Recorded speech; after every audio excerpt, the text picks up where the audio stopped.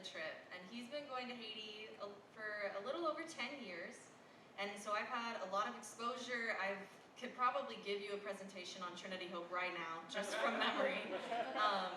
And this is my second time going to Haiti, so I wasn't expecting really to have this moment of huge impact. I knew that Haiti was a really desperate country, and I knew the type of things that I would see and the things that I would experience. But, you know, of course, God had a different plan, and He really gave me something to put on my heart. And I want to share a story with you about our worship services last Sunday. We went to 2 worship services last Sunday. One of them was at 6:30 in the morning, so that was a struggle, but we made it and it was great. And then the other one was a little bit later. And something that I just really noticed about the worship services was the way the Haitians worshipped. The first church was in a little village, and it was under a pavilion, so there weren't walls. It was completely open. I know that the people living in those houses around could definitely hear what was going on. And, you know, if it were me, that would make me a little self-conscious. I probably wouldn't sing as much. I wouldn't, you know, lift my hands in case that they thought that was weird or anything. And there were no instruments. There was no music playing. It was just voices.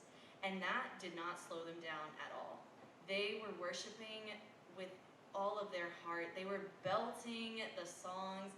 They were clapping louder than I have ever heard anyone clap.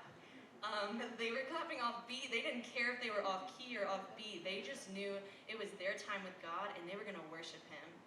And at the second service, it was a little bit nicer. There were some instruments and everything, and there were walls, but there was a man dancing in the aisle, and they were just so overcome with praise for God. And that just really challenged me in a way to say, you know, why don't I do that? I remember a few years ago, I heard a speaker, and she was saying, you know, when you're worshiping God, or when you're praying God, or when you're living out your faith, and you're not giving Him 100%,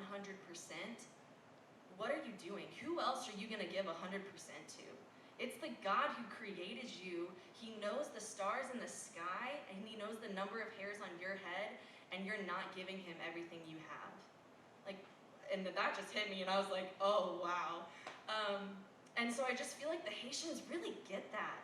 They know God is amazing, and I'm going to give Him everything, even though they have nothing. They give it all to Him. And I find myself struggling when I have everything to give Him just a little bit of myself. So it really encouraged me and challenged me to be bolder in my faith, and realize that God is calling me to something so much bigger than just, you know, coming to church on Sunday and going to community group on Monday, and that's great. But He wants me to be bold every day for Him. He wants me to give 100% of myself, and not just the part that I feel comfortable giving. He really is calling me to step out of my comfort zone and do things that I don't want to do, but that He's calling me to do in His kingdom.